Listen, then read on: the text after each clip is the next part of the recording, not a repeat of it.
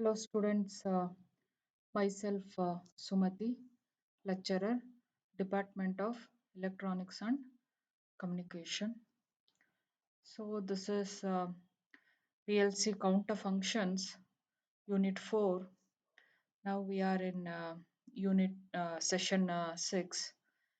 In the last session, we had seen an application where we used two counters, one up counter and one down counter, to keep a track of how many numbers of uh, items are available on the conveyor. So, in the session 6, we'll see another example wherein we use counter and timers. So, this example is for a timed process which occurs after a certain process count is reached. After a count of 15 from the sensor, a paint spray is to run for 25 seconds. In this application, we are using counter and timer functions. So let me explain the application now. So what we are doing is here painting. The painting has to be done for 25 seconds. Before we start paint operation, we need to count 15. So once we have counted a value of 15, then a spray is to be turned on, and then it has to be on or do the painting operation for 25 seconds. After 25 seconds, the spray has to be turned off. So this is the scenario for which we need to write a ladder program. So you can see here I have taken a ladder programming here. So I have a counter. I said first you need to do the counting of 15 pulses or 15 parts. So for that we are using a counter, and here the preset value will be made equal to 15 because the problem says that the 15 parts have to be counted. After that the spray has to be turned on. For that, to achieve that, here the preset value for a up counter is programmed as 15. And to store the current count value, I am using a register HR051. HR051 is used as a counter register. Here we have also used a timer here, and for this timer the timeout is programmed as 25 seconds because the problem says that the spray has to be turned on for 25 seconds. That is, we need to do the painting operation for 25 seconds. So to keep track of the timing, we are using a timer here, and the timer output is named as TS002. This timer output is used to energize the contact TS002. Here TS002 is taken as normally closed contact. When I say it is normally closed, under normal circumstances, that is, when it is not energized, the contact will be closed. When the contact is energized, the contact will be open. So in this ladder diagram, only TS002 is normally closed contact and the rest of the other contacts are normally open contacts. Now, let me explain this. Let me explain all the contacts and their functions and why we are using. So here I have taken IN008 contact. So it's a normally open contact and this is used to enable or reset the counter functions. So when this contact IN008 is energized, the current value stored in the register HR051 will be made equal to 0. So IN008 is used for enabling and resetting of the counter functions. We also have the normally open contact IN007. This contact is energized by a proximity detector device whenever an object passes through it. And when an object passes through the sensor, a sensor produces a high pulse, and high pulse is used to energize the contact IN007.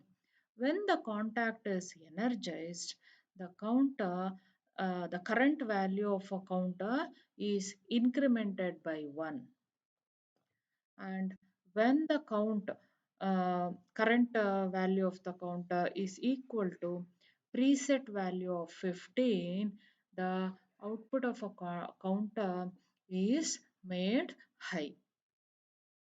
And here you can see here UC001 is the counter output and it is also used as a normally open contact. So this UC001 contact will be used to enable and reset the timer. It is also used, the same contact is also used to start the timing function. The output of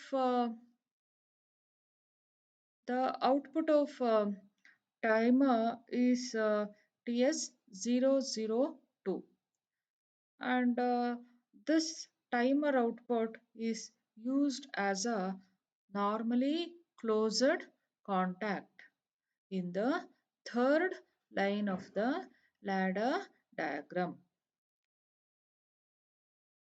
And here we have got a final output CR087 and this coil relay 87 output may be connected to the paint spray.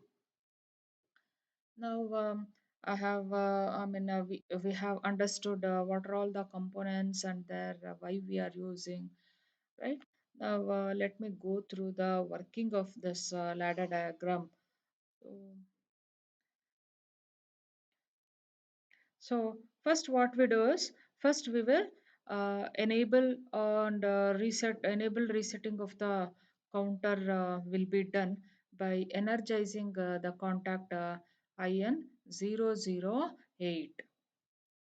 Now let us assume that so when I enable or reset a counter, what happens is the current value which is stored in the register HR051 will be made equal to 0 because this is a up counter. Now, suppose that one part passes across a proximity device. In that case, the contact IN007 will be energized. Hence, the current value will be incremented by 1 so that the current value is now equal to 1. Suppose the second part passes through the proximity device. A second pulse will energize the contact ion 007. As a result, the current counter value stored in the register HR051 will be incremented by 1 so that the current counter value is now equal to 2.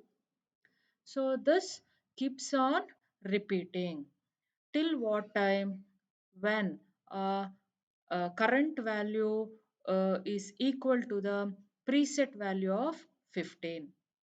So whenever this condition occurs, that is when the current value of the counter which is stored in the register HR051 will be equal to when that will be equal to the preset value of 15. In that case, the counter produces a high output.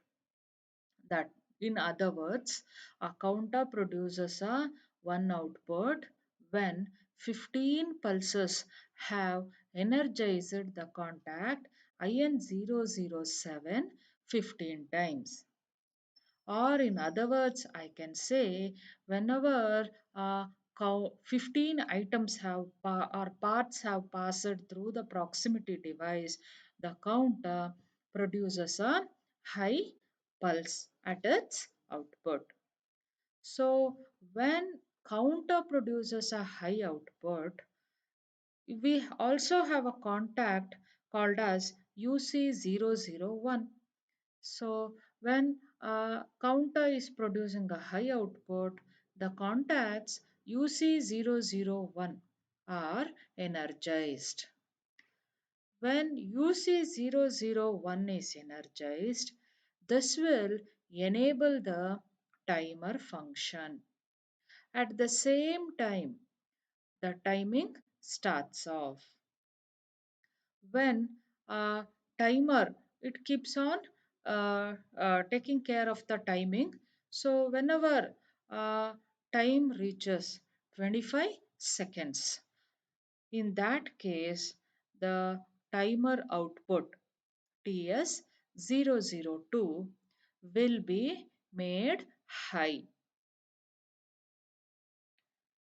When that is when this counter output reaches high, I said your timer will also be enabled and it starts timing. At the same time, here in the third line, you see here in the third line, TS002 contact that is normally closed. So when a count value reaches 15, the timer will start. At the same time, the because this TS002 is a normally closed contact, it will be closed, and when a counter output is high, UC001 contact in the third line of a ladder diagram that will also be closed. So there is a closed line or a circuit between the two power rails. Hence, the output CR087 will be turned on. And since this output contact relay CR087 is connected to a paint spray, that spray will be turned on. And when the timer has timed out, that is it has reached or a time has reached 25 seconds or 25 seconds is elapsed, in that case at that point of time the output of the timer TS002 is made high.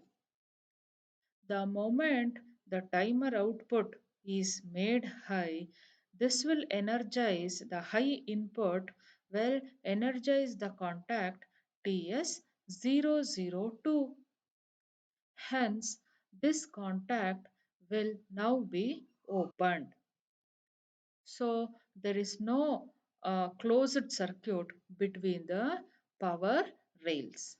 Hence, the output CR087 will be turned off.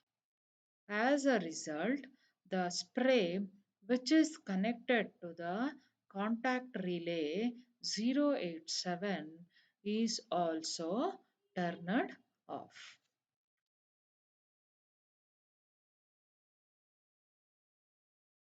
So, this example, we have used this counting for counting operations. That is, we have counted 15 parts. Only after counting the 15 parts, the spray is turned on, and it is turned on till 25 seconds is elapsed.